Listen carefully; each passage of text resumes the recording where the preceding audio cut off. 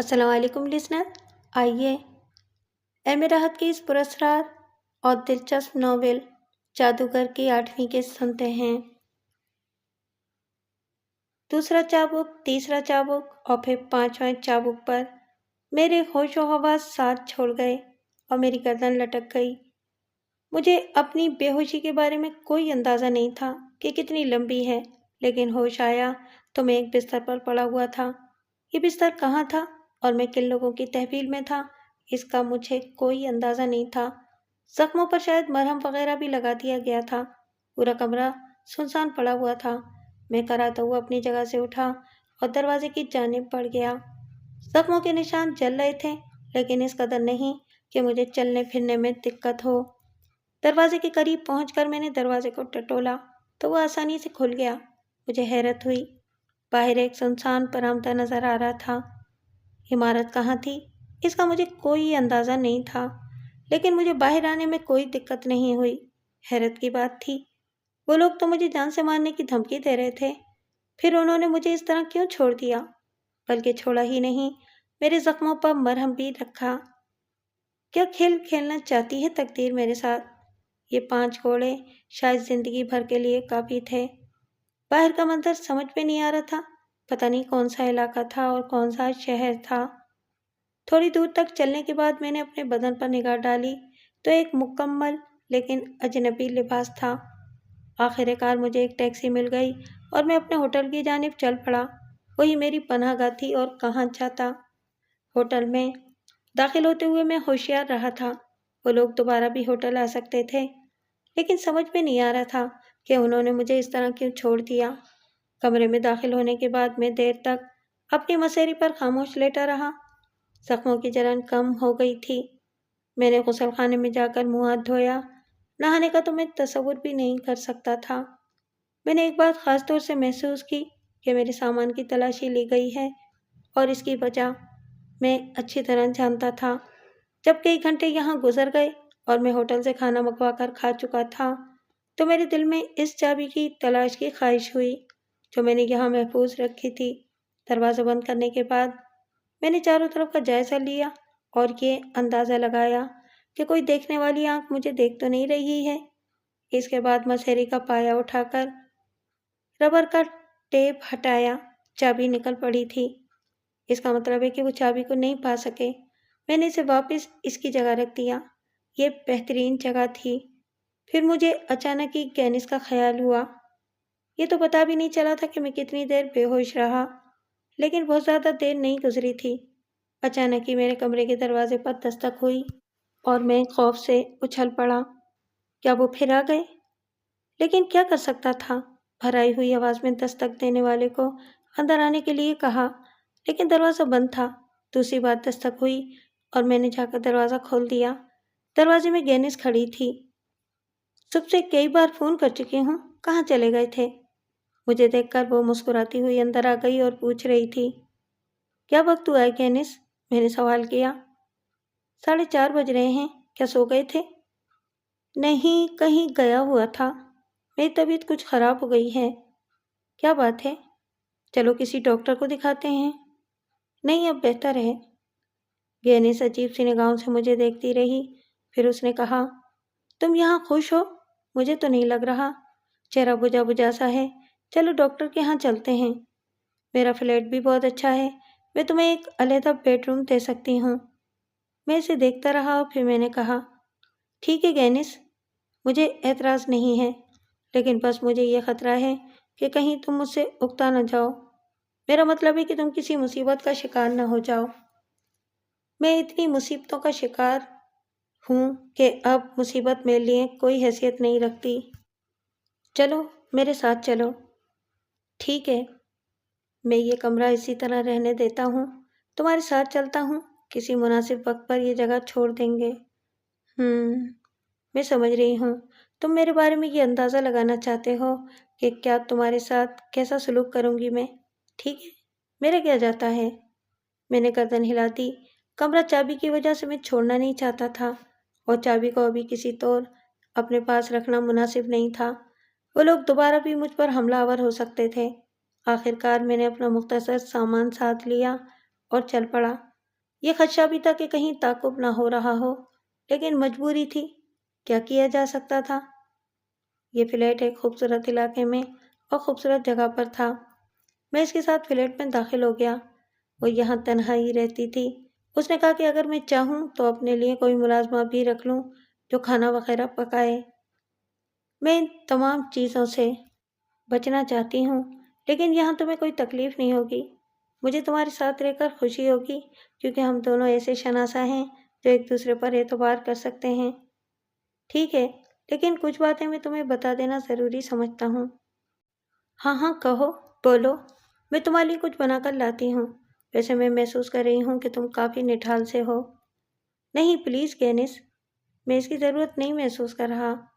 Grains مجھے چھوڑ کر کمرے سے چلی گئی اور میں الجھی ہوئی نگاہوں سے اطراف کے ماحول کا جائزہ لینے لگا۔ کہیں ایسا نہ ہو میری وجہ سے گینس پریشانی کا شکار ہو جائے۔ میرے جسم پر کوڑوں کے کچھ نشانات تھے۔ اسے کسی نہ کسی طرح اس کا پتہ چل ہی جائے گا۔ کیا کروں؟ کیا کرنا چاہیے؟ کیا اسے اعتماد میں لیا جائے یا پھر بات اپنے تک ہی محدود رکھوں؟ تھوڑی دیر کے بعد وہ کافی بنا کر لے آئی۔ میں کافی کے گھونٹ لیتا رہا۔ کینس باتیں کر رہی تھی اور استنبول کے بارے میں بتا رہی تھی۔ میں نے اس سے کہا، کینس، میں تم سے کچھ کہنا چاہتا ہوں۔ ہاں ہاں بولو۔ ٹھہرو، پہلے تو میں تمہیں کچھ دکھا دوں، میں نے کہا اور دفتن اپنی قمیض اٹھا کر اپنا جسم اس کے سامنے کر دیا۔ کینس نے جب میرے بدن پر سوکھ دھاریاں دیکھیں تو اس کی آنکھیں پھٹی کی پھٹی رہ گئیں۔ یہ کیا ہے؟ میرے دشمنوں کا تحفہ۔ یہ تو شاید کوڑوں کے نشانات ہیں۔ ہاں گینس۔ اوہ مائی گاڈ، کون تھے وہ بدبخت؟ کون تھے وہ ذلیل لوگ؟ اور انہوں نے ایسا کیوں کیا؟ گینس، میں خود بھی ایک مصیبت کا شکار ہوں۔ کچھ لوگوں کو میری ذات پر شبہ ہو گیا ہے۔ وہ کہتے ہیں کہ میں ان کے ہیرے لے کر فرار ہو گیا ہوں۔ وہ ہیروں کے اسمگلر ہیں۔ میں نے زندگی میں کبھی ہیرے دیکھے بھی نہیں ہیں۔ پتہ نہیں وہ کمبخت کیوں دھوکہ کھا گئے اور یہ سمجھتے ہیں کہ میں نے ان کے پاس سے ہیرے اڑا لیے ہیں۔ انہی کے بارے میں معلومات حاصل کرنے کے لیے انہوں نے مجھے اغوا کیا تھا اور پھر میری یہ درگت بنائی۔ مگر ان کو تم پر شبہ کیسے ہوا؟ میں نہیں جانتا۔ بس میری بد نصیبی مجھے نت نئے ہنگاموں سے دوچار کرتی ہے۔ کیا کہوں اور کیا نہ کہوں؟ مجھے انتہائی دکھ ہے۔ تم یقین کرو کہ یہ زخم میں اپنے بدن پر محسوس کر رہی ہوں۔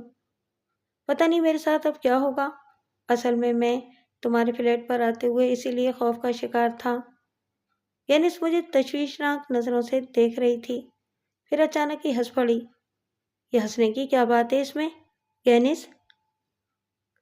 میں تمہارے زخموں پر نہیں ہنس رہی، بلکہ اس بات پر کہ ہماری تقدیر میں ہنگامے ہی ہنگامے لکھے ہوئے ہیں۔ پہلے میں اپنی مصیبتوں کا شکار تھی اور اس کے بعد تم اس نئے عذاب کا شکار ہو گئے ہو۔ بس گینس، عذاب تو پتہ نہیں کب سے میرے تقدیر میں لکھے ہوئے ہیں۔ ڈاکٹر جین اور پتہ نہیں کون کون میری جان کے لاگو ہو رہے تھے۔ میں نہیں سمجھتا کہ آئندہ کیا صورتحال پیش آئے، لیکن گینس، نہیں، آگے کچھ مت کہو۔ ہم لوگ مصیبتوں سے نمٹنا جانتے ہیں، بھاگنا تو ہمیں آتا ہی نہیں ہے نا۔ تم پریشان نہ ہو گینس پلیز۔ دیکھو، ہمیں متحرک رہنا ضروری ہے۔ تم اپنے دشمنوں سے نمٹو اور میں اپنے دشمنوں سے۔ جب تمہیں میری مدد کی ضرورت ہو تو میں تمہاری مدد کروں گی، اور مجھے تمہاری مدد کی ضرورت ہو تو تم میری مدد کرنا۔ لیکن ایک بات میرے ذہن میں آ رہی ہے۔ وہ کیا؟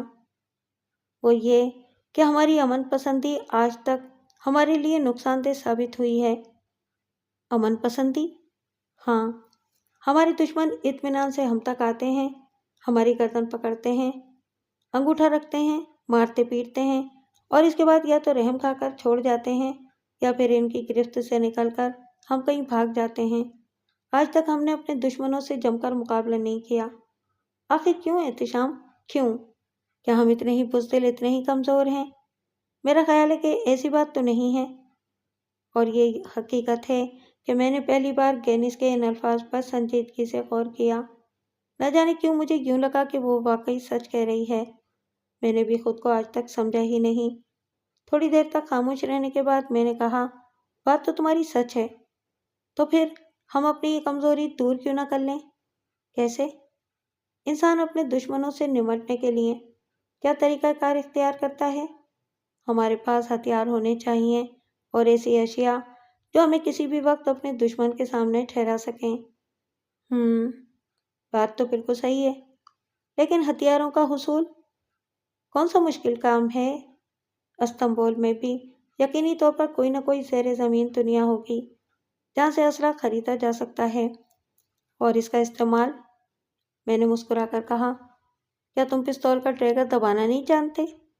جانتا ہوں، لیکن کچھ نہیں ڈیئر، کچھ نہیں، بس یہ ذمہ داریاں تم مجھ پر چھوڑ کر اپنے ذہن کو آزاد کر دو۔ ایک بات بتاؤ، تمہارے دشمنوں نے مار پیٹ کرنے کے بعد تمہیں چھوڑ کیوں دیا؟ اور اگر انہیں تم پر شبہ تھا تو انہوں نے تمہیں بند کیوں نہیں کیا؟ یہ بات تو میرے لیے بھی باعث تشویش ہے۔ مجھے ایک مکان میں لے جایا گیا، مارا پیٹا گیا، اور جب میں بے ہوش ہو گیا تو وہ لوگ مجھے اسی مکان میں چھوڑ کر چلے گئے اور میں آسانی سے اس مکان سے واپس نکل کر اپنے ہوٹل آ گیا۔ اور وہ تم سے ہیرو کے بارے میں پوچھ رہے تھے؟ ہاں، اور تم نے یہی جواب دیا ہوگا کہ تمہیں ہیرو کے بارے میں کچھ نہیں معلوم۔ ہاں، ظاہر ہے۔ کیا خیال ہے انہوں نے تمہاری بات پہ یقین کر لیا ہوگا؟ عجیب سی بات ہوگی۔ تو ٹھیک ہے، پریشان ہونے کی کیا بات ہے؟ اگر کبھی دوبارہ وہ لوگ تم تک پہنچے تو دیکھا جائے گا، گینیس نے کہا۔ میں خاصا مطمئن ہو گیا تھا۔ وہ بولی، میں نے فرسٹ ایڈ کورس کیا ہوا ہے، میرا خیال ہے کہ تمہارے لیے کچھ چیز خرید کر لاتی ہوں۔ یہ زخم کوڑوں کے ہیں، مجھے ایک کریم خریدنا ہوگی۔ ایسا کرتے ہیں کہ تھوڑی دیر کے لیے یہاں سے باہر چلیں گے، تو پھر اس کے بعد راستے میں چیزیں خرید لیں گے۔ ٹھیک ہے، ایسا ہی کر لیتے ہیں۔ اگلی صبح میں تیار ہو کر کمرے سے باہر آیا تو ناشتے کی میز پر گینیس نے مجھ سے کہا، کیا خیال ہے آج استنبول کی سیر نہ کی جائے؟ بالکل ٹھیک۔ گینیس تیاریاں کرنے لگی۔ پورے دن کا پروگرام ترتیب دے لیا گیا تھا اور اس کے بعد ہم وہاں سے نکل کھڑے ہوئے، مختلف مقامات کی سیر کرتے ہوئے۔ جب ہم مینار سوزیدا کے قریب پہنچے اور اس محل کے بارے میں معلومات حاصل کی تو پتہ چلا کہ یہ ایک جھونپڑی میں واقع ہے۔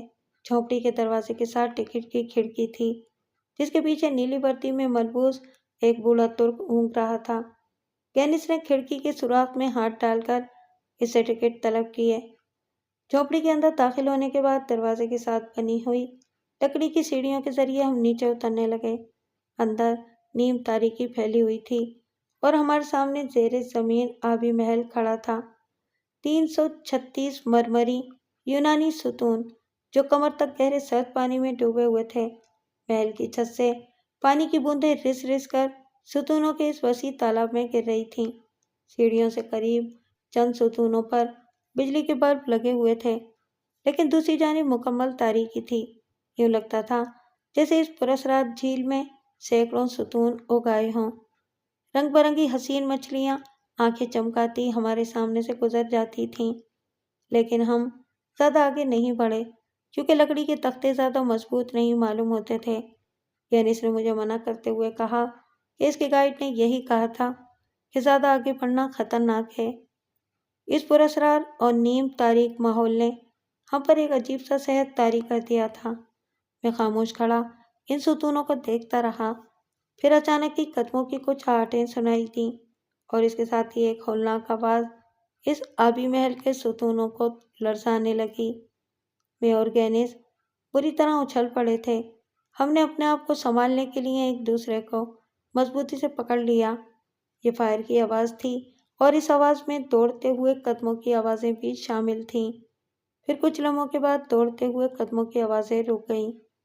پھر اچانک ہی بہت سی آوازیں ابھریں۔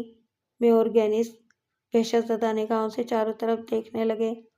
مسلسل بھاگ دوڑ ہو رہی تھی لیکن ابھی تک کوئی نظر نہیں آیا تھا۔ ہماری دہشت عروج پر تھی اور ہم واپسی کے لیے بھی قدم نہیں بڑھا سکے تھے۔ ہمیں شبہ تھا کہ ہمیں دیکھ لیا گیا ہے اور یہ آبی جزیرہ ہمارے لیے موت کا جزیرہ بن جائے گا۔ اوپر جانے کی سیڑھیاں طے کرنا معمولی بات نہیں تھی اور بیرونی لوگوں کو بھی اس کے اندر ہونے والے ہنگامے کا کوئی علم نہیں ہو سکتا تھا۔ پھر دوسری گولی چلی اور ساتھ ہی ایک نسوانی چیخ سنائی دی۔ कोई धप से लकड़ी के तख्तों पर गिरा था, लेकिन कुछ नजर नहीं आ रहा था। कदमों की आवाज़ें एक बार फिर सुनाई दी, लेकिन इसके साथ ही किसी तनहा भागने वाले की आवाज़ें भी उभरने लगीं। फायर की आवाज़ आबी सुतूनों से टकराती हुई पूरे आबी जजीरे में होलनाक शोर मचा रही थी। दौड़ते हुए कदमों की आवाज़ें अब दूर सुनाई देने लगीं और कुछ लम्हों के बाद तमाम आवाज़ें मादूम हो गईं। हम बदस्तूर एक दूसरे से चिमटे हुए खड़े थे। फिर दफातन कैनिस ने मेरा शाना थपथपाया और आहिस्ता से बोली, यूँ लगता है जैसे ये फायर हम पर नहीं हुए। मैं भी चौंक पड़ा। हालांकि गैनिस ने ये अल्फाज सरगोशी के आलम में अदा किए थे, लेकिन इसकी बाज़गश्त भी पुरअसरार सरगोशियों की हैसियत से चारों तरफ गूंजती फिर रही थी। मैंने गैनिस की बात का कोई जवाब नहीं दिया। फिर कुछ लम्हों के बाद मैंने गैनिस से कहा, चलो गैनिस, हमें यहाँ से निकल जाना चाहिए। क्यों? गैनिस बोली, यार ये जगह हमारे लिए ख़तरनाक हो सकती है, लेकिन अब तो सुकून है। वैसे भी वो जो कोई भी थे अब यहाँ नहीं है। एक बात कहूँ? हाँ हाँ। इससे पहले कि मैं कुछ कहता, एक आवाज़ सुनाई दी, सुनिए, बराह करम सुनिए। निस्वानी आवाज़ थी जिसे सुनकर हमारे कदम रुक गए और आंखें चारों तरफ का जायजा लेने लगीं।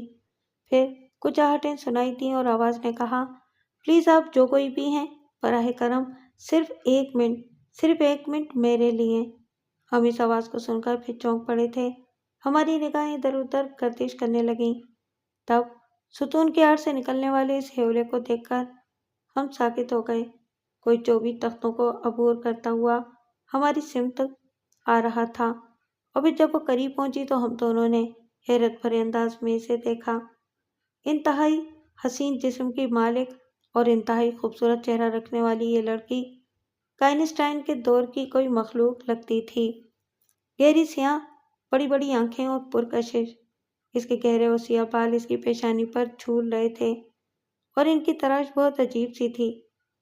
एक निगाह देखने से ही वो बहुत पुरकशिश लगी। उसके चेहरे पर दहशत के आसार मुंजमद थे। उसने आहिस्ता से कहा, वो मुझे कत्ल कर देना चाहते हैं। अगर आप किसी की जिंदगी बचाने का सवाब हासिल करना चाहते हैं तो बराह करम मेरी मदद कीजिए, मुझे यहाँ से निकाल लीजिए, वरना मैं जानती हूँ कि वो मुझे जिंदा नहीं छोड़ेंगे। कौन है वो? मेरे दुश्मन, बदतरीन दुश्मन, लड़की ने जवाब दिया। मैं उसे गहरी निगाहों से देख रहा था। गैनिस ने सवालिया निगाहों से मेरी तरफ देखा और आहिस्ता से बोली, ठीक है, तुम हमारे साथ चलो, लेकिन अगर वो बाहर मौजूद हुए तो बस मुझे किसी ऐसी जगह तक छोड़ दीजिए जहाँ से मुझे कोई सवारी मिल जाए। इसके बाद मैं आप लोगों को जहमत नहीं दूंगी। मेरी जिंदगी शदीद खतरे में है। क्या वो लोग तुम पर गोलियां चला रहे थे? प्लीज़, मैं सब कुछ बता दूंगी, आप यहाँ से निकलें, लड़की ने लजाजत से कहा।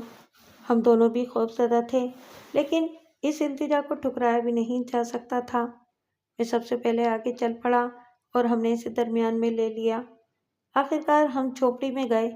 झोपड़ी में इस बूढ़े के अलावा और कोई नहीं था जिसे हमने टिकट खरीदे थे। बाहर हमारी कार खड़ी हुई थी। रोशनी में आकर मैंने इस लड़की को देखा और इसके खून आलूद बाजू को देखकर मेरी आंखें फैल गईं। तुम जख्मी हो? हाँ, गोली लगी है मेरे बाजू में। लड़की की आवाज़ में नकाहत थी और उसके अंदाज में रो देने की सी कैफियत भी थी। गैनिस के दिल में हमदर्दी उभर आई। उसने कहा, आओ आओ, जल्दी आओ, वो मेरी गाड़ी खड़ी है। मैं चौकन्ने अंदाज में चारों तरफ देख रहा था। लड़की गैनिस के साथ गाड़ी के नज़दीक पहुंची थी। गैनिस ने जल्दी से पिछले दरवाजे का लॉक खोला और लड़की को अपने हाथों से अंदर धकेल दिया। वो अपना बाजू दबाए बैठी थी और इसकी आंखों में आंसू तैर रहे थे। फिर गैनिस स्टीयरिंग पर बैठ गई और मैं इसके करीब जाकर बैठ गया। गैनिस ने कार स्टार्ट की और मुझसे कहने लगी, मेरा ख्याल है शामी, हम इसे फ्लैट पर ले चलें।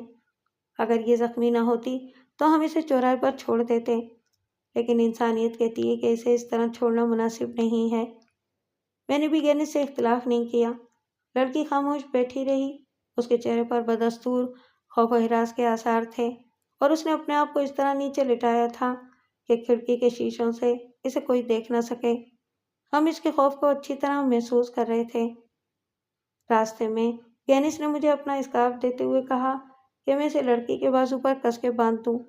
بازو سے خون مسلسل گر رہا تھا۔ بہرحال تھوڑی دیر کے بعد ہم گینس کے فلیٹ تک پہنچ گئے۔ فلیٹ کی سیڑھیاں چڑھتے ہوئے اس کے قدم لڑکھڑا رہے تھے اور یہاں مجبوراً مجھے اسے سہارا دینا پڑا۔ پھر ہم فلیٹ میں داخل ہو گئے اور لڑکی کو مسہری پہ لٹا دیا گیا۔ گینس نے فوراً فرسٹ ایڈ باکس نکالا اور مجھ سے باہر چلے جانے کے لیے کہا۔ تقریباً 10 منٹ میں باہر ہی رہا۔ اس کے بعد گینس نے مجھے آواز دی۔ میں اندر داخل ہوا تو لڑکی کے بازو پر پٹی کسی جا چکی تھی۔ گینس نے مجھے بتایا کہ گولی ہڈی کو نہیں چھو سکی ہے، بس گوشت کو چیرتے ہوئے نکل گئی ہے۔ لڑکی آنکھیں بند کیے مسہری پر لیٹی ہوئی تھی۔ گینس اور میں اس کے قریب پہنچ گئے۔ ہمارے ذہنوں میں شدید تجسس تھا۔ ویسے کانسٹائن کے آبی محل میں ہم خود بھی یہ ہنگامہ دیکھ چکے تھے۔ تھوڑی دیر کے بعد گینس اپنی جگہ سے اٹھی اور باہر نکل گئی اور کچھ ہی دیر بعد وہ کافی کے ساتھ واپس آ گئی۔ اس دوران لڑکی سے کوئی گفتگو نہیں ہو سکی تھی، حالانکہ مجھے اندازہ تھا کہ وہ جاگ رہی ہے۔ گینس نے اس کے قریب پہنچ کر ہمدردی سے کہا، کافی پی لو، میرا خیال ہے کہ تمہارے لیے بہتر رہے گی۔ لڑکی نے آنکھیں کھول دیں۔ اس کی آنکھوں میں شکر گزاری کے آثار تھے۔ میں نے اسے سہارا دے کر اٹھانا چاہا، لیکن ایک ہلکی سی کرا کے ساتھ پھر وہ بستر پر دراز ہو گئی۔ میں نے آگے بڑھ کر اسے سہارا دیا اور مسہری کے سرانے تکیہ رکھ کر اس کی پشت تکیے سے لگا دی تو لڑکی نرم لہجے میں بولی، میں آپ لوگوں کو بہت تکلیف دے رہی ہوں، لیکن خدا کا شکر ہے کہ مجھے ہمدرد مل گئے۔ آپ یقین کیجئے، اگر آپ مجھے کسی جگہ اتار دیتے تب بھی میں آپ کی اسی طرح شکر گزار ہوتی۔ پلیز مجھے تھوڑی دیر کی اجازت اور دے دیجیے، ذرا میں بہتر ہو جاؤں تو یہاں سے چلی جاؤں گی۔ پتہ نہیں آپ لوگوں کے کون کون سے پروگراموں میں خارج ہوتی ہوں۔ نہیں، اگر ہماری جگہ تم بھی ہوتی تو ہمارے ساتھ یہی سب کچھ کرتی۔ گینس نے جواب دیا۔ لڑکی کچھ نہیں بولی اور پھر کافی پینے لگی۔ ویسے ہمارے ذہنوں میں تمہارے لیے تجسس پیدا ہوا ہے اور ہم تمہاری مزید امداد کے لیے بھی تیار ہیں۔ بس مناسب سمجھو تو یہ بتا دو کہ وہ کون لوگ تھے جو تمہیں ہلاک کر دینا چاہتے تھے۔ لڑکی نے ایک بار پھر گینس کو اور مجھے دیکھا، پھر اس کے بعد بولی، پلیز میرے ساتھ پیش آنے والے واقعات کچھ ایسے ہی ہیں جنہیں چھپانا ضروری ہے۔ آپ لوگ مجھے معاف کر دیں ورنہ مجھے آپ سے جھوٹ بولنا پڑے گا۔ ٹھیک ہے، البتہ ایک بات سن لو، اگر خود تم کو کہیں جانے کی جلدی نہیں ہے تو تم یہاں آرام کرو جب تک تمہارا زخم بہتر نہ ہو جائے۔ لڑکی کے چہرے کے تاثرات پھر بدلے اور اس نے حسرت بھرے لہجے میں کہا، آہ، کیا یہ ممکن ہے؟ کیا آپ لوگ میرے لیے اس قدر زحمت اٹھا لیں گے؟ سچی بات تو یہ ہے کہ اس وقت میرے پاس سچ چھپانے کا کوئی ٹھکانہ نہیں ہے۔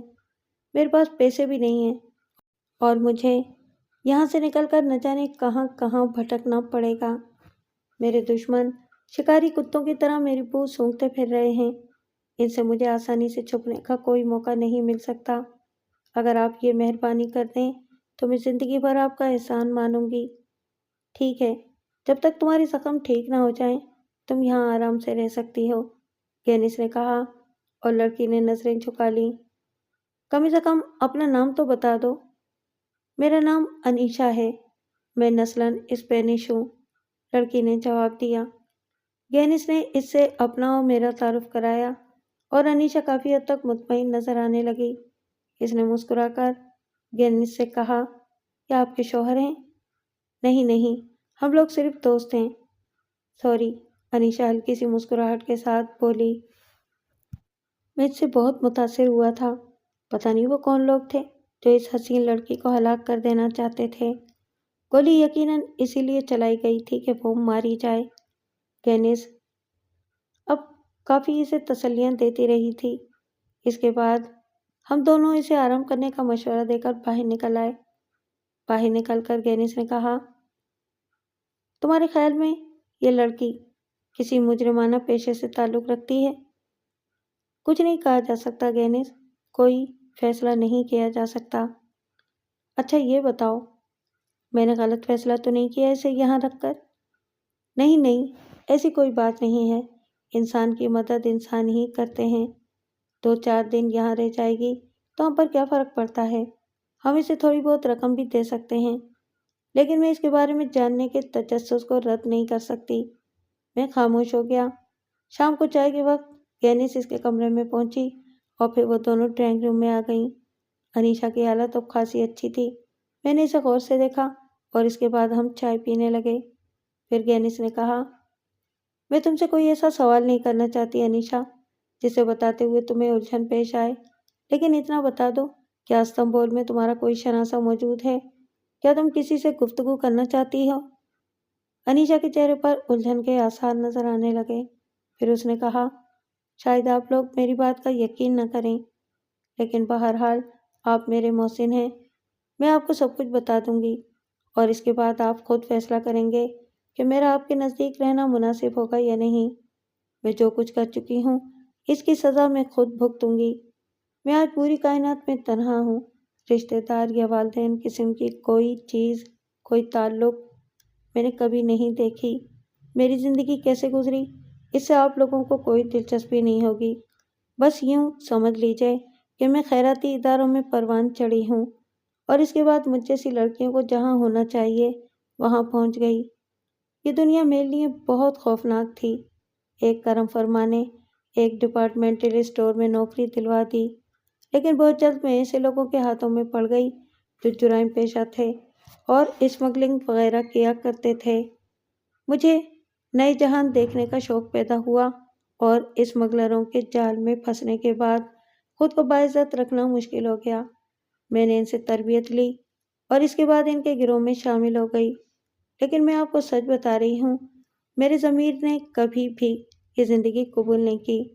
میں ایک باعزت مقام کی تلاش میں تھی، لیکن میں دولت بھی حاصل کرنا چاہتی تھی۔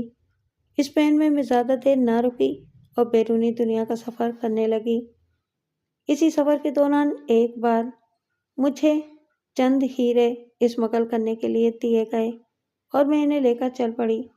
میں نے اتفاقیہ طور پر ان ہیروں کو دیکھا جنہیں مجھے ایک پارٹی تک پہنچانا تھا، تو میری نظر خراب ہو گئی اور میں نے فیصلہ کیا کہ میں ان ہیروں کو فروخت کر کے یہاں سے کہیں اور نکل جاؤں اور دنیا کے کسی پرسکون گوشے میں اپنے لیے کوئی جگہ تلاش کر لوں۔ یہ فیصلہ کر کے میں نے اپنی جگہ چھوڑ دی اور وہ لوگ میرے دشمن بن گئے۔ بس اب میں اسی کوشش میں مصروف ہوں کہ کسی طرح استنبول سے باہر نکل جاؤں۔ میری دلی خواہش ہے کہ جس کے لیے میں آخری کوشش تک کر لینا چاہتی ہوں۔ ہیرے میرے پاس محفوظ ہیں اور میں انہیں فروخت کرنا چاہتی ہوں۔ انیشا نے اپنے بارے میں تفصیلات بتائیں اور میرا ذہن شدید سنسنی کا شکار ہو گیا۔ ایک بار پھر ہیروں کا قصہ میرے سامنے آ گیا تھا۔ انیشا نے بڑی سادگی سے سب کچھ بتا دیا تھا۔ پتہ نہیں اس نے کیوں اتنا اعتماد کر لیا تھا۔ ہمارے ذریعے بھی اسے کوئی نقصان پہنچ سکتا تھا، جبکہ اس وقت وہ ہمارے قبضے میں تھی۔ اسی وقت گینس نے اسے سوال کیا، کیا وہ ہیرے تمہارے پاس موجود ہیں؟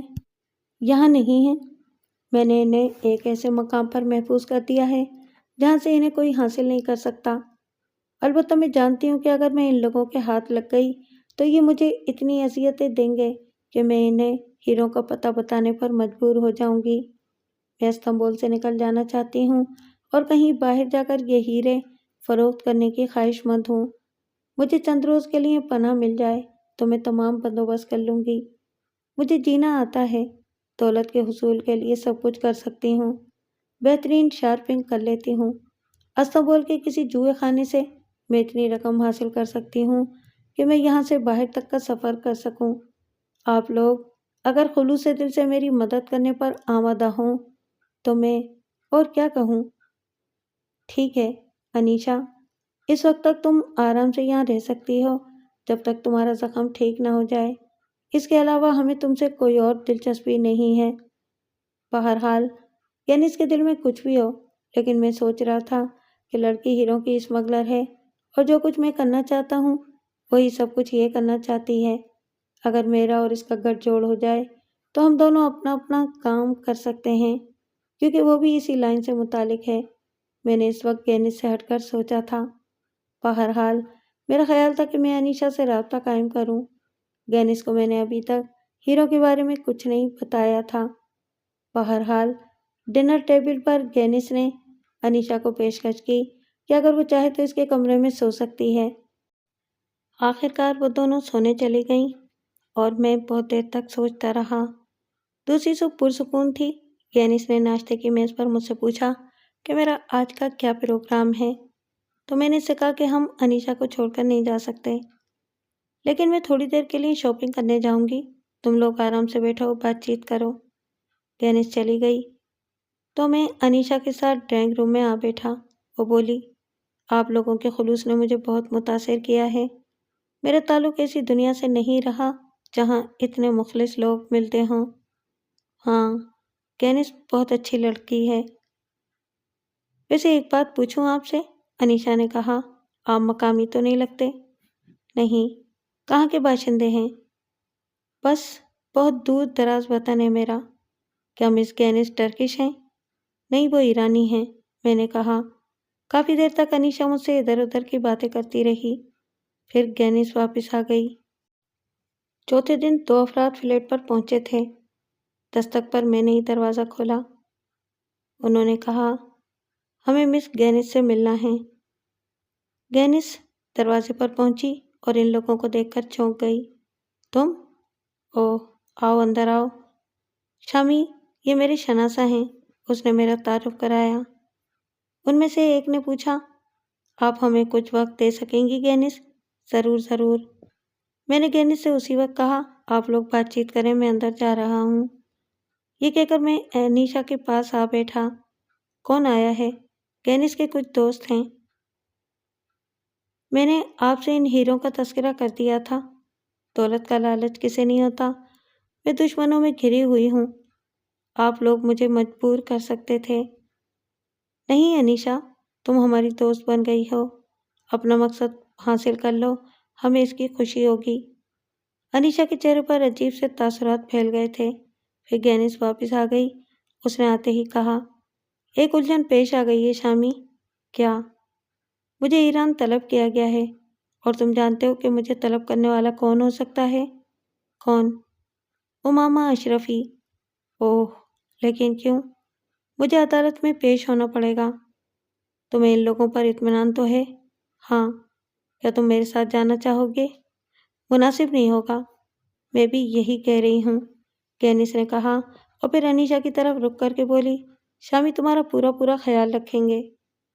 بہرحال گینس تیاریاں کرتی رہی اور بھی بہت سے الفاظ کہہ کر وہ چلی گئی۔ انیشا میرے پاس تھی۔ اس نے کہا، کیا تم میری مدد کر سکتے ہو؟ کس سلسلے میں؟ ہیروں کی فروخت کے سلسلے میں۔ میں تمہیں ایک پیشکش کرنا چاہتی ہوں۔ میرے چہرے پر عجیب سے تاثرات پھیل گئے۔ انیشا وہ بات کہہ رہی تھی جو میرے دل میں تھی۔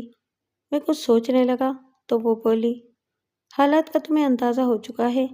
چند ایسے لوگ یہاں نوا میں موجود ہیں جو ہیروں کی فروخت کے سلسلے میں کارآمد ہو سکتے ہیں۔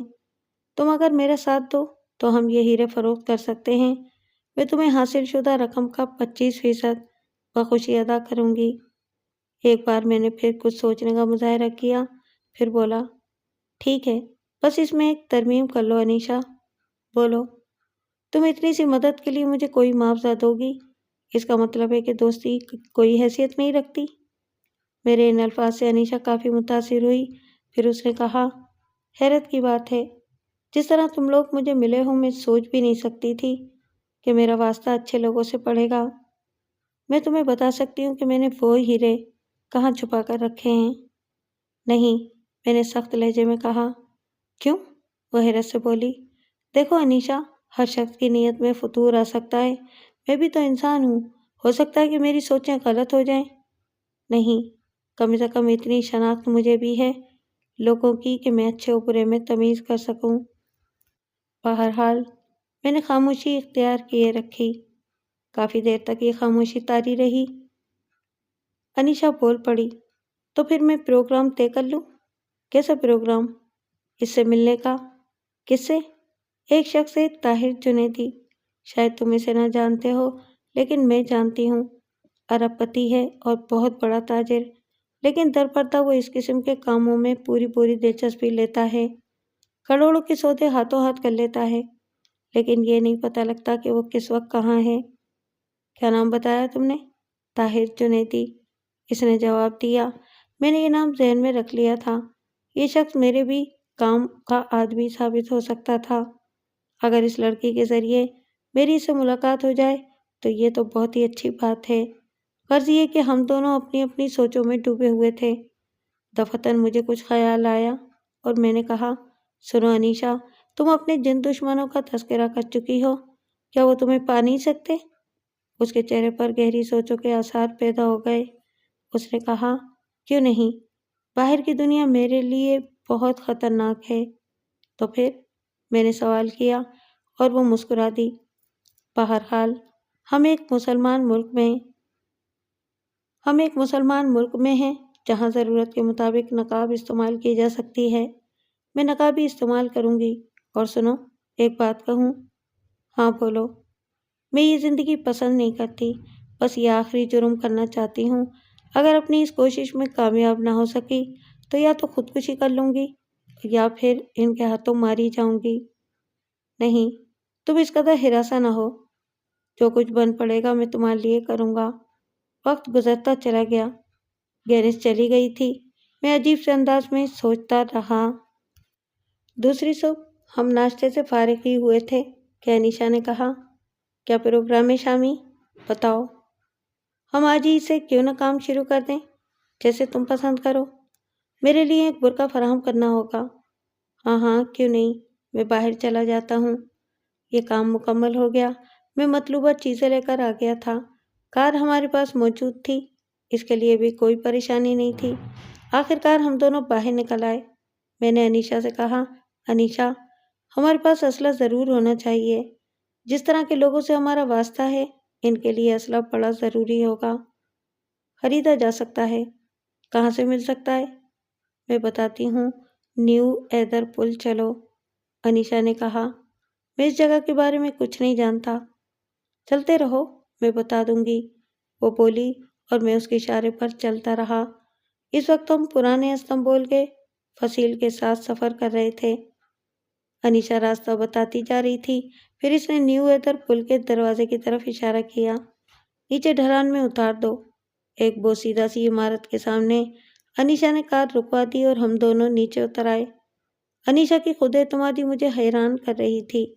ہم لوگ آگے بڑھ کے عمارت کے دروازے پر پہنچ گئے۔ ابھی ہم اندر داخل نہیں ہوئے تھے کہ اندر سے دو افراد باہر نکلے۔ آمنا سامنا ہونے پر ہم نے بالکل فطری طور پر ایک دوسرے کو دیکھا اور دوسرے ہی لمحے میرے بدن میں لاتعداد لہریں دوڑ گئیں۔ ان میں سے ایک شخص میرے لیے اجنبی نہیں تھا۔ میں اسے اچھی طرح پہچانتا تھا اور وہ مجھے۔ اس نے بھی مجھے دیکھ لیا تھا۔ تم؟ اس کے منہ سے عجیب آواز نکلی۔ آپ یہاں؟ میں نے بھی بمشکل کہا۔ یہ شخص باتش چنگیزی تھا اور اس کے ساتھ ایک خطرناک صورت ترک۔ چنگیزی تیز نگاہوں سے مجھے دیکھ رہا تھا اور اس کی نظریں بار بار انیشا کی طرف اٹھ رہی تھیں۔ یہ تمہارے کوئی شناسہ ہیں شامی؟ ہاں، ہم لوگ گہرے دوست ہیں، بہت عرصے کے بعد ملے ہیں۔ کیا آپ دو گہرے دوستوں کو گفتگو کے چند لمحات عنایت کر سکتی ہیں؟ باتش چنگیزی نے مسکراتے ہوئے کہا۔ ہاں کیوں نہیں، انیشا آہستہ سے بولی۔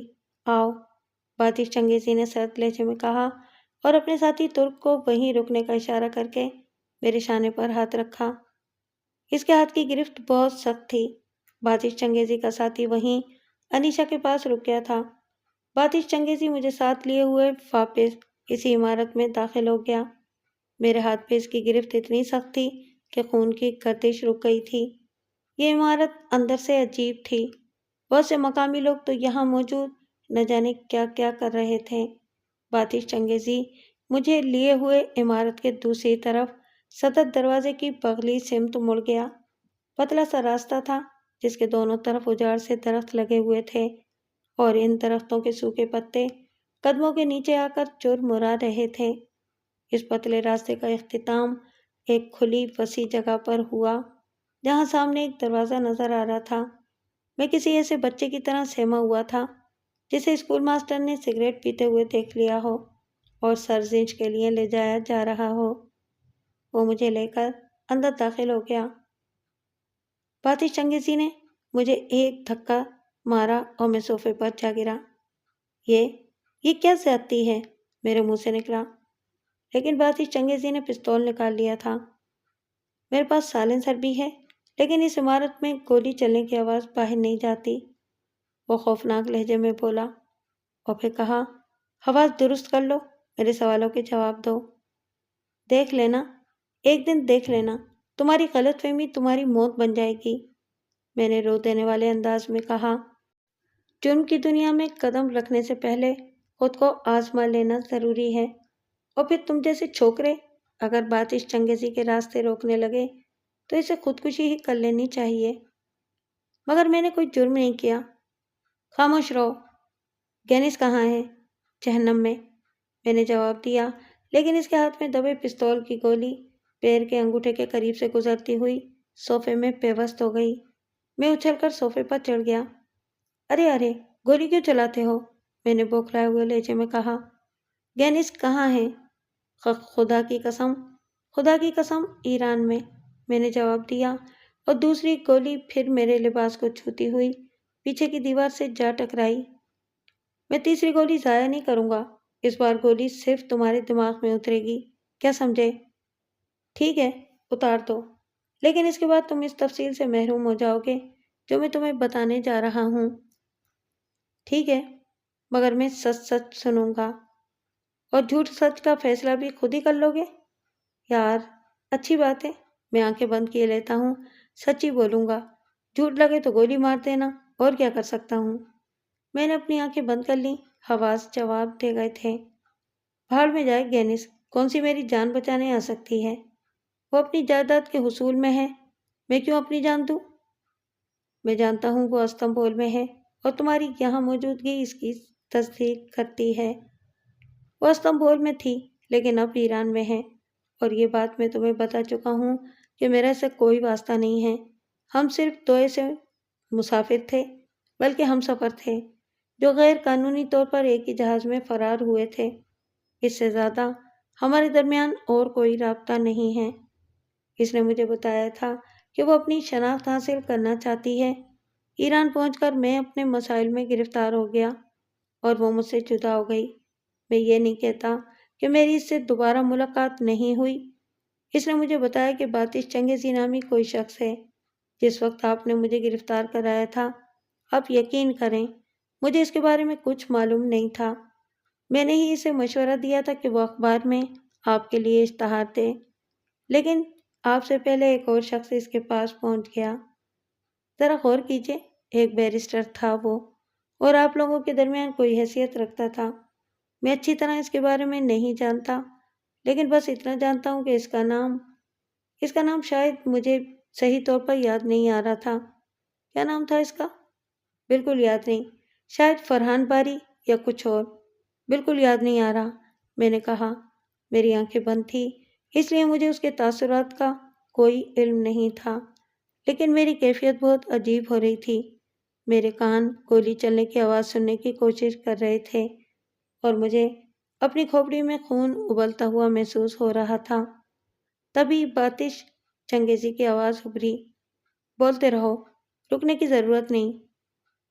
اشتہار دیکھ کر وہ شخص اس کے پاس پہنچ گیا۔ پھر کیا ہوا مجھے اس کا کچھ علم نہیں۔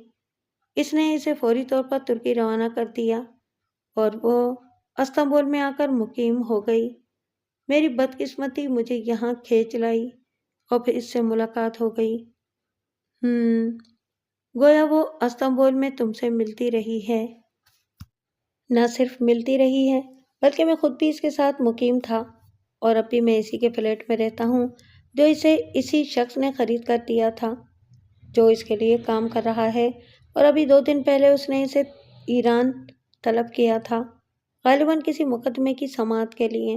یہ صورتحال ہے، ایک ہلکی سی شناسائی میری جان کا روگ بن گئی ہے۔ آپ چاہیں تو گولی چلا دیں، باتش چنگیزی نے کہا۔ ٹھیک ہے، جو کچھ تم کہہ رہے ہو اس کی تصدیق کس طرح کی جا سکتی ہے؟ ارے اتنے بڑے آدمی ہو، کیا تم یہ تفصیلات نہیں جانتے؟ یہ شخص گینس کا وکیل ہے، اس کے باپ کا دوست بھی۔ گینس نے تو مجھے یہی بتایا تھا۔ ٹھیک ہے، لیکن تم اس معاملے سے الگ نہیں رہ سکتے۔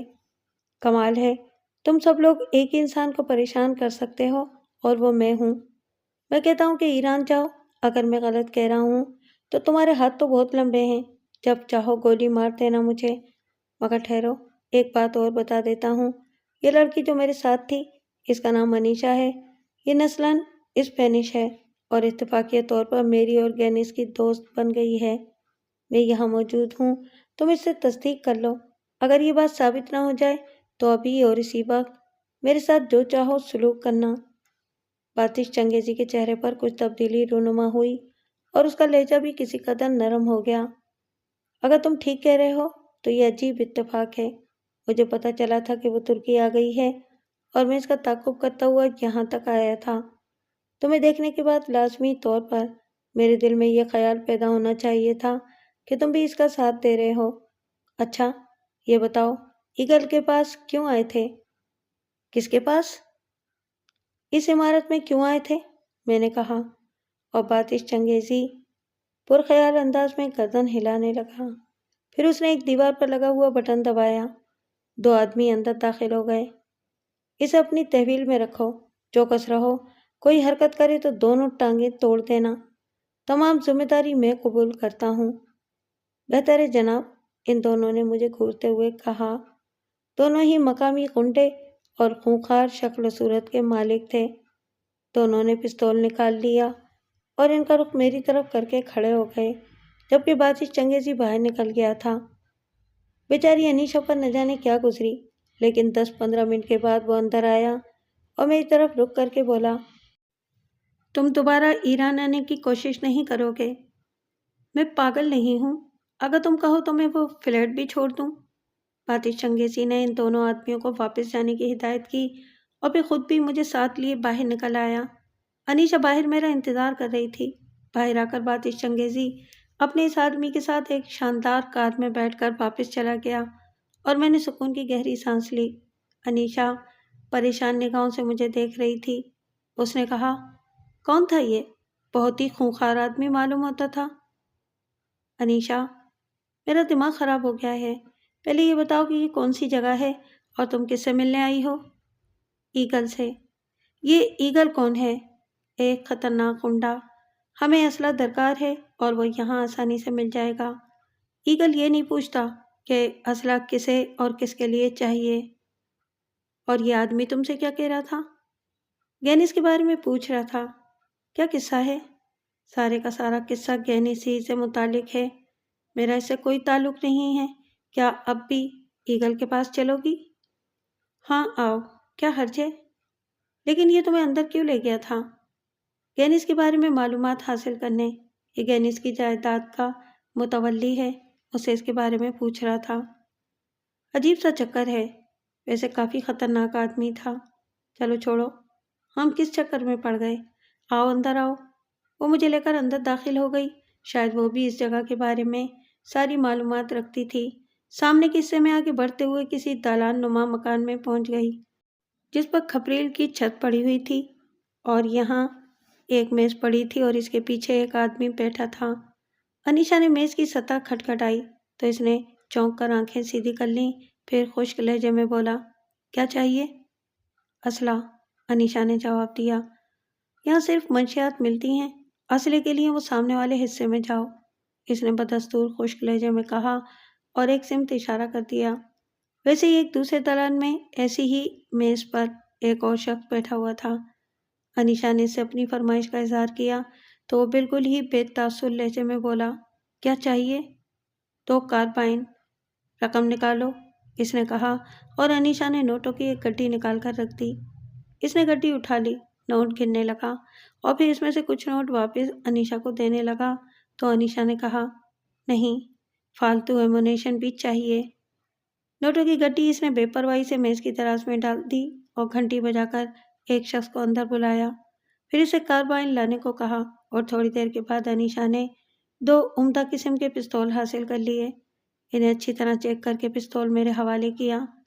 دوسرا اپنے لباس میں لگا کر اسی بے پرواہی کے انداز میں واپس پلٹ آئی۔ میں حیرانی سے یہ کاروبار دیکھ رہا تھا۔ کافی بڑی جگہ تھی اور بہت سے لوگ آ جا رہے تھے۔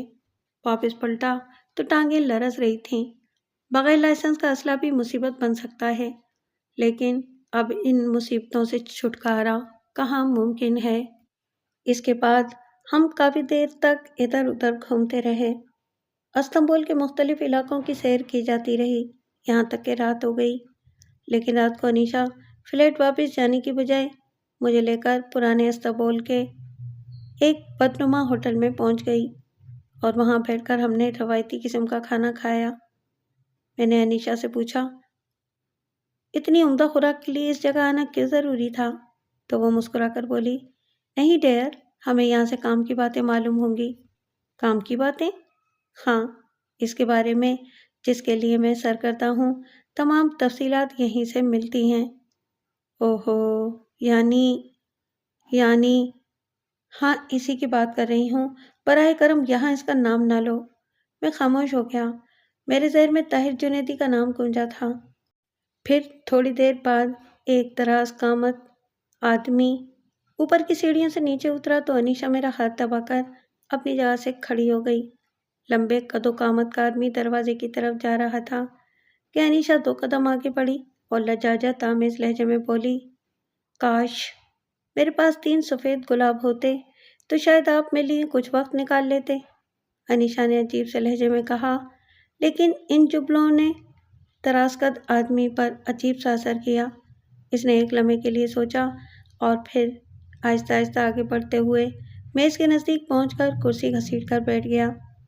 انیشا نے اس کے لیے کافی منگوائی تھی۔ اس کی ضرورت نہیں، مقصد بتاؤ۔ طاہر جنیدی سے ملاقات کرنی ہے، کمیشن 1%۔ اس نے ادھر ادھر دیکھا، پھر آہستہ سے بولا، طاہر جنیدی کل رات 8:30 بجے آ رہا ہے۔ وہ ہوٹل مرینا میں قیام کرے گا، کمرہ نمبر 57۔ کیا چیز ہے تمہارے پاس؟ جو کچھ بھی ہوگا، کمیشن 1% ہوگا۔ میں تم سے کہاں مل سکتا ہوں؟ یہیں اسی جگہ، 7:45 بجے۔ کیا خیال ہے؟ نہیں، 8:30 بجے ملو، اس سے تمہاری ملاقات ٹھیک 10 بجے کرائی جائے گی، دراز قد آدمی نے کہا اور انیشا نے گردن ہلا دی۔ اب میں جاؤں؟ ہاں۔ سنو، کل مطلوبہ وقت پر یہاں موجود نہ ہوئی تو میری ذمہ داریاں ختم ہو جاتی ہیں، لیکن تم طاہر جنیدی سے میرے بغیر ملاقات نہیں کرو گی، اور جانتی ہو بدعہدی کا نتیجہ کیا ہوتا ہے؟ یہ پتہ مجھے کہیں اور سے بھی چل سکتا تھا۔ تمہارے پاس آنے کا مقصد یہی ہے کہ میں تمہارے ذریعے بات کرنا چاہتی ہوں۔ شکریہ، میں چلتا ہوں، اس نے کہا اور اٹھ کر باہر نکل گیا۔ پھر انیشا بھی کھڑی ہو گئی۔ اب یہاں رکنے کا کوئی جواز نہیں ہے، ہمارا کام اتنا ہی تھا۔ ہم دونوں باہر نکل آئے، پھر اس کے بعد فلیٹ پر ہی واپسی ہوئی تھی۔ فلیٹ پر پہنچنے کے بعد انیشا مجھ سے باتش انگیزی کے بارے میں باتیں کرنے لگی تھی۔ اس نے کہا، یہ آدمی گینس کو نقصان پہنچانے کی کوششیں نہ کرے، ہم اس کے لیے کیا کریں؟ ہم اپنے لیے بھی تو کچھ نہیں کر سکتے، تو اس کے لیے کیا کریں گے؟ تم پریشان لگ رہے ہو۔ نہیں، میں بہت خوش ہوں۔ اس شخص نے مجھ پر 2 گولیاں چلائی تھیں اور تیسری گولی کے بارے میں یہ دھمکی دی تھی کہ وہ میرے دماغ میں اترے گی۔ بس بال بال بچ گیا، ورنہ شاید باہر بھی نہ آ پاتا۔ لیکن وہ تم سے آخر چاہتے کیا ہیں؟ میں نہیں جانتا انیشا، بس صرف ایک بات کہوں گا کہ میں دنیا کا بد نصیب ترین انسان ہوں۔ رات فلیٹ میں گزری اور دوسرے دن بھی ہم لوگ کہیں باہر نہ نکلے، لیکن شام کو تقریباً 4:30 بجے اس نے کہا، شامی، ہمیں چلنا چاہیے۔ کہاں انیشا؟ اس جگہ جہاں میری تم سے پہلے ملاقات ہوئی تھی۔ کیا مطلب؟ یعنی اس آبی محل میں؟ ہاں، انیشا پراسرار طور پر مسکرا دی۔ لیکن وہاں کیوں؟ ہیرے میں نے اسی جگہ چھپائے ہیں، اس نے انکشاف کیا اور میں دنگ رہ گیا۔ انیشا کے بارے میں اب میرے تاثرات کافی بدل چکے تھے۔ وہ سہمی ہوئی اور سمٹی ہوئی سی لڑکی اب مختلف شخصیت اختیار کر گئی تھی۔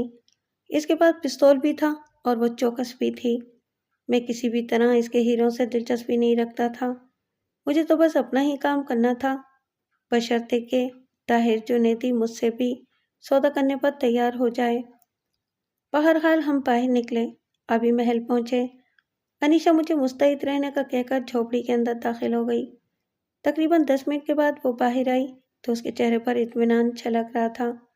باہر نکل کر اس نے کہا، بس شامی، اب تو میری حفاظت کرو، اس کے بعد ہم اس مصیبت سے آزاد ہو جائیں گے اور میں زندگی بھر تمہاری شکر گزار رہوں گی، بلکہ تم سے بھی یہی کہوں گی کہ تم استنبول چھوڑ دو، وہ تمہارے لیے خطرناک ہے اور میری پیشکش بدستور ہے۔ میں خلوص دل سے تمہیں 25% دینے کے لیے تیار ہوں، 1% ہمیں اس شخص کو ادا کرنا پڑے گا جو ہمارا ایجنٹ ہے۔ یہ تو سب بات کی باتیں ہیں، میں تمہارا ساتھ دوں گا۔ مقررہ وقت پر ہم پرانے استنبول کے پاس اس جھونپڑے نما ریسٹوران میں داخل ہو گئے جہاں پچھلی شام آئے تھے۔ دراز قاصد آدمی ہمیں ایک میز پر بیٹھا مل گیا۔ میں وقت سے کچھ لیٹ ہو گئی ہوں۔ کوئی بات نہیں میڈم، ہم اس قسم کے کاروبار میں اسی وقت یقین کرتے ہیں جب مسئلہ حل ہو جائے۔ کیا میں اٹھوں؟ وہ آ گیا ہے، لیکن کیا سودا اتنا ہی قیمتی ہوگا کہ 1% میرے لیے قابل قبول ہو؟ یقیناً، یا پھر تم اگر چاہو تو کسی مخصوص رقم کا تعین کر لو۔ 10,000، وہ انیشا کی آنکھوں میں دیکھتے ہوئے بولا۔ منظور، لیکن نقصان کے ذمہ دار تم خود ہوگے۔ ارے واہ، اتنی بڑی بات ہے تو ٹھیک ہے، لیکن کم سے کم 10,000، اور اگر سودا بڑا ہوا تو میرا 1%۔ چلو چلو، گاڑی ہے تمہارے پاس؟ ہاں۔ تھوڑی دیر کے بعد ہم ایک پرانی فورٹ کے نزدیک پہنچ گئے۔ ہماری منزل ایک خوبصورت ہوٹل تھی۔ قاصد ہمیں لیے ہوئے لفٹ میں داخل ہو گیا اور پھر لفٹ نویں منزل پر رک گئی۔ کوریڈور عبور کرنے کے بعد ہم ایک خوبصورت کمرے میں داخل ہو گئے۔ وسیع کشادہ کمرے میں ایک شخص آرامدہ کرسی پر دراز تھا، عمدہ قسم کے گاؤن میں ملبوس، روبدار اور پروقار شخصیت کا مالک۔ انگلیوں میں قیمتی انگوٹھیاں جگمگا رہی تھیں۔ اس نے پروقار انداز میں ہم لوگوں سے بیٹھنے کے لیے کہا اور پھر بولا، ہاں بولو۔ مہمان لے کر حاضر ہوا ہوں طاہر جنیدی، یہ لڑکی اپنا نام انیشا بتاتی ہے اور آپ سے کوئی سودا کرنا چاہتی ہے۔ ٹھیک ہے، بہتر ہے کہ 10 منٹ کے اندر تمام گفتگو مکمل ہو جائے، کیونکہ 20 منٹ کے بعد ایک اور پارٹی مجھ سے ملنا چاہتی ہے۔ ٹھیک ہے مس انیشا، آپ بات کیجیے، دراز قاصد نے کہا۔ انیشا نے اپنے اندرونی لباس سے چمڑے کی چھوٹی سی تھیلی نکالی اور اس کا منہ کھول کر اسے طاہر جنیدی کے سامنے الٹ دیا۔ 8 انتہائی حسین اور نایاب ہیرے میز پر جگمگا رہے تھے۔ طاہر جنیدی نے بے پرواہی سے انہیں دیکھا اور پھر 8 ہیرے چیک کرنے لگا، پھر انہیں واپس میز پر رکھتے ہوئے بولا، کیا قیمت مانگتی ہیں آپ ان کی؟ طاہر جنیدی کے بارے میں سنا ہے کہ وہ ایک ایماندار تاجر ہے، چنانچہ آپ ان کی جو قیمت لگائیں گے مناسب ہی ہوگی۔ طاہر جنیدی نے کہا اور اپنی جگہ سے اٹھ گیا۔ ایک الماری کے قریب جا کر اس نے تھوڑی دیر تک کوئی کارروائی کی اور پھر ایک چرمی بریف کیس لے کر انیشا کے سامنے پہنچ گیا۔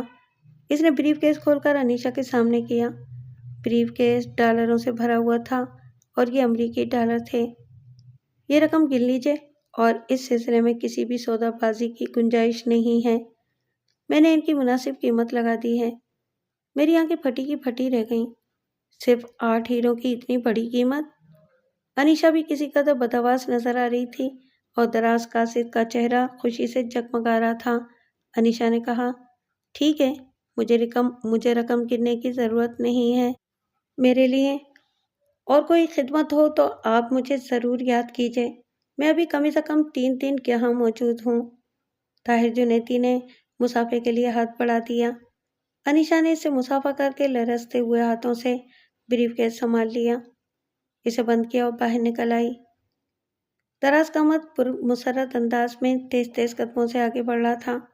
دفعتاً انیشا نے میرے کان میں سرگوشی کی، اس شخص سے ہوشیار شامی۔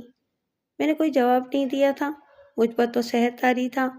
میں غور کر رہا تھا کہ اگر طاہر جنیدی سے میرے ہیروں کا بھی سودا ہو جائے تو میری قدر و قیمت کیا ہوگی۔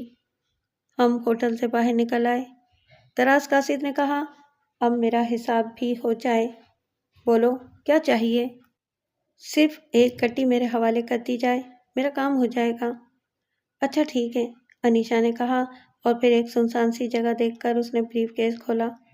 اس دوران میں دراز خاموش چھت پر نگاہ جمائے میں بیٹھا رہا تھا۔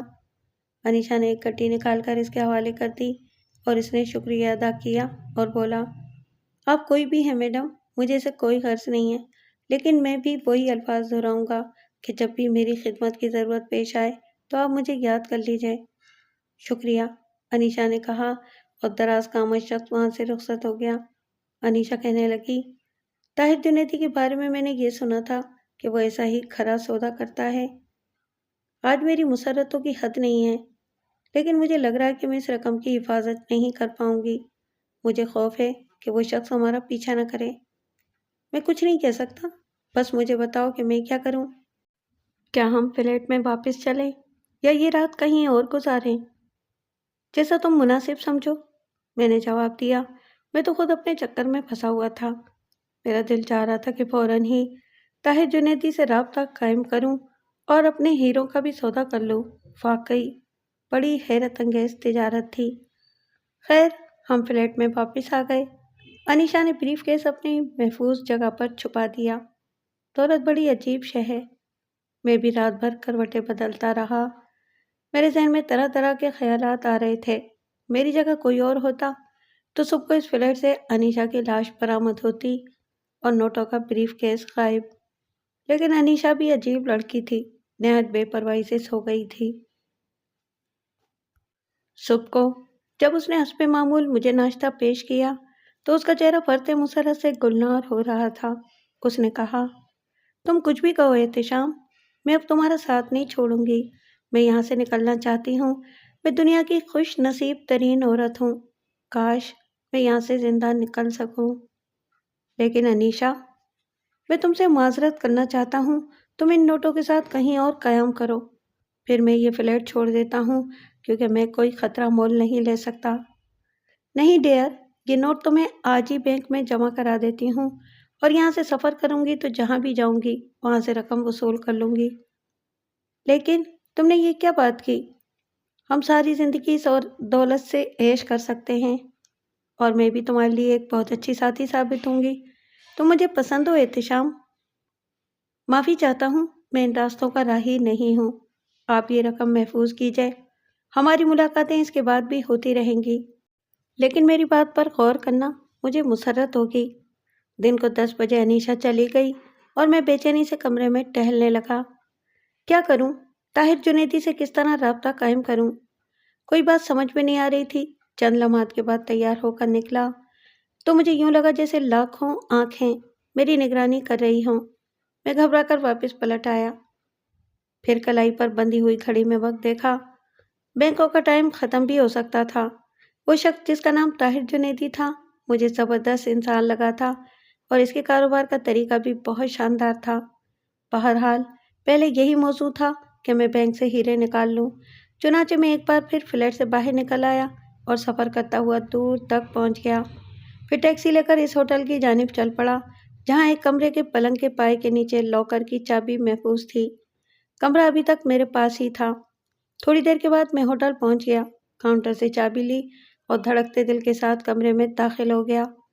دروازہ بند کر کے میں نے پلنگ کا پایا اٹھایا، ربڑ کا ٹیپ نکالا اور چابی کے گرنے کا انتظار کرنے لگا۔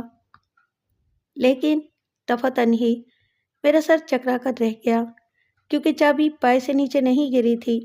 میں پھٹی پھٹی آنکھوں سے پلنگ کو دیکھتا رہا، پھر زور زور سے اسے زمین پر پٹخا۔ کاغذ کا ایک سفید کونا پائی کے خول سے نیچے جھانکنے لگا۔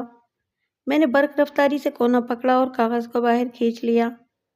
مڑے توڑے کاغذ کو کھولا تو اس پر ایک تحریر لکھی ہوئی تھی۔ میں نے اس تحریر کو پڑھنا شروع کیا۔ تم اس قابل نہیں ہو کہ تمہیں دوست کے نام سے پکارا جائے۔ پہلے ہی تمہاری خواہش پر تمہیں مخاطب کرنا بھی چھوڑ دیا ہے، اب تمہارے قریب بھی نہیں آتا، لیکن کیا کروں؟ نہ جانے کیوں میرے دل میں ایک ہمدردی سی ہے تمہارے لیے، کیونکہ تم نے مجھے ٹوٹی حویلی میں قید سے آزادی دلائی تھی۔ میں تمہارے پاس آ کر تم سے بات بھی کر سکتا تھا، لیکن تم نے جس نفرت کا سلوک میرے ساتھ کیا ہے وہ اب مجھے تمہارے پاس نہیں آنے دیتی۔ لیکن میں اس احسان کے بدلے میں جو تم نے میرے ساتھ کیا تھا تمہیں مصیبت سے نکالنا چاہتا ہوں۔ سنو بے وقوف انسان، وہ شخص جو تم سے ملا تھا وہ ایک بہت بڑا اسمگلر ہے، بہت اعلیٰ تعلیم یافتہ اور بڑا دھوکے باز۔ دوران سفر جب تم اس سے گفتگو میں مصروف تھے تو اس نے ہیرو کا وہ پیکٹ تمہاری جیب میں محفوظ کر دیا تھا، کیونکہ اسے خطرہ تھا کہ اس کی تلاشی ہوگی، اور ایسا ہی ہوا۔ وہ گرفتار ہو گیا، لیکن اس نے اپنے ساتھیوں کو تمہارے بارے میں بتا دیا۔ اتفاق تھا کہ تم نے وہ جگہ چھوڑ دی اور روم سے استنبول پہنچ گئے۔ یہاں تم سے ہیرو کے بارے میں پوچھ گچھ کی گئی اور تم نے انکار کر دیا، لیکن وہ مطمئن نہیں ہوئے اور سائے کی طرح پیچھے لگے رہے۔ جب کافی کوشش کے باوجود انہیں تمہارے پاس سے ہیرو کا سراغ نہ مل سکا تو انہوں نے انیشا نامی لڑکی کو تمہارے پیچھے لگا دیا۔ انیشا نے آبی محل میں تمہاری مدد حاصل کرنے کے لیے ڈرامہ کیا اور اس میں کامیاب ہو گئی۔ تم اسے لے کر فلیٹ میں چلے گئے اور حالات اس کے موافق ہوتے چلے گئے۔ اس نے تمہیں ہیرو کی کہانی سنائی صرف اس لیے کہ تمہیں ہیرو کے ایک تاجر کا پتہ چل جائے جس کے ہاتھ تم ان ہیرو کا سودا کر سکو۔ انہوں نے یہی اندازہ لگایا تھا کہ تم ہیرے ساتھ لیے نہیں پھرو گے، بلکہ انہیں ٹھکانے لگانے کی کوشش کرو گے، اور انہوں نے تمہاری زبان کھلوانے کے لیے یہی طریقہ مناسب سمجھا۔ لڑکی نے تمہارا اعتماد حاصل کر لیا اور تمہارے ساتھ ہیرو کے اس تاجر سے ملی، اور تاجر نے بہت بڑی رقم ادا کر کے وہ ہیرے خرید لیے۔ مقصد یہی تھا کہ ان کے لیے تمہارے راستوں کو آسان کر دیں اور ہیرے لے کر تم آخر اس شخص کے پاس پہنچ جاؤ جو تمہاری دانش میں ہیروں کا سوداگر ہے، لیکن حقیقت میں نہیں ہے۔ وہ سب ایک گروہ کے لوگ ہیں۔ لڑکی تمہاری طرف سے غافل نہیں ہے۔ اس وقت بھی کئی افراد تمہارا انتظار کر رہے ہیں، اور وہ اس وقت تک انتظار کریں گے جب تک تم طاہر جنیدی سے نہ ملو۔ میں نے اسی ہمدردی کے تحت تمہیں ان تمام چیزوں سے آگاہ کر دیا ہے۔ البتہ یہ ضروری سمجھا میں نے کہ وہ چابی تمہارے پاس سے غائب کر دوں، ورنہ وہ ہیرے تمہارے لیے عذاب بن سکتے ہیں۔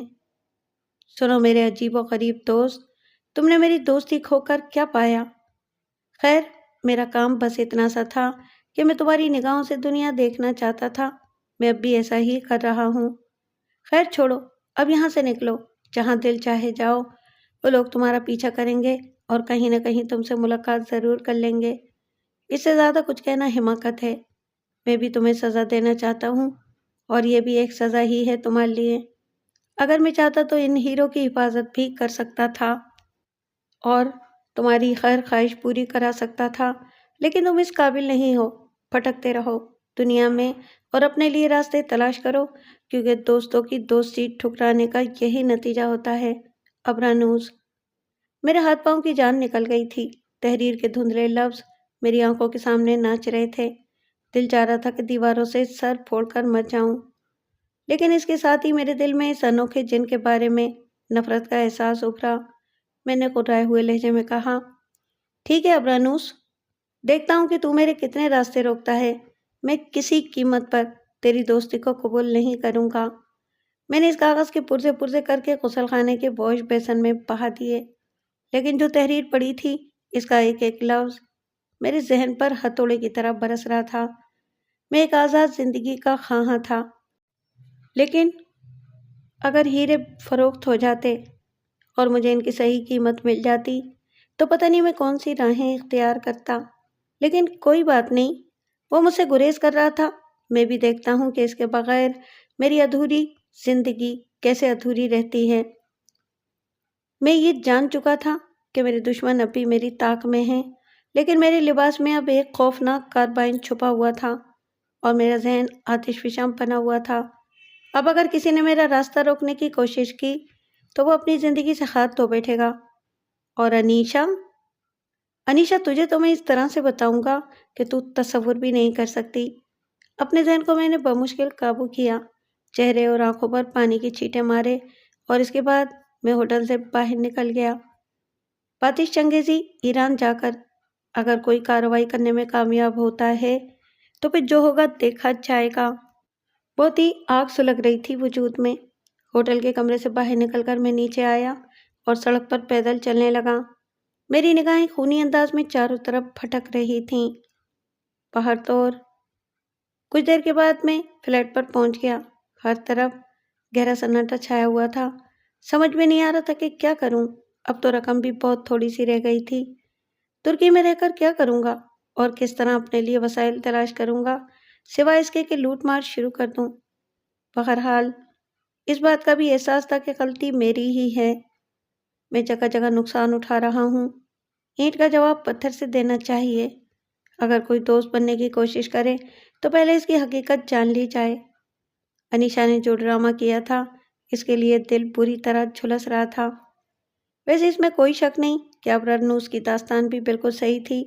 अगर मेरा अंदाज़ा गलत नहीं तो अब अनीशा मेरी जानिब रुख भी नहीं करेगी। सारी रात बेकली में गुजर गई। सारा प्रोग्राम धर्म भरम होकर रह गया था। वो लोग अब भी मेरी ताक में होंगे। बाहर तो और ये भी सही है कि मैं अबरानूस की मदद से बर वक्त होशियार हो गया था।